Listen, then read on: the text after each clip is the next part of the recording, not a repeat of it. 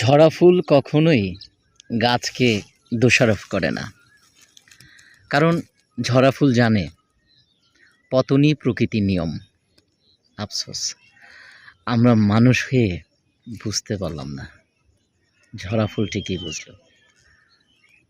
শুধু শুধু আক্ষেপ নিয়ে ওই আকাশের দিকে তাকিয়ে প্রতিনিয়ত খোদাকে দোষারোপ করেই যাচ্ছি, এটা দিচ্ছে না, ওটা দিচ্ছে না। অবাক লাগে,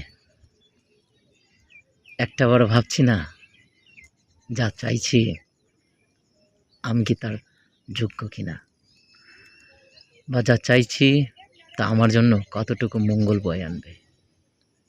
কারণ আল্লাহ তাআলা বান্দার সমস্ত ইচ্ছাই পূরণ করেন, যদি তা তার বান্দার জন্য মঙ্গলজনক হয়।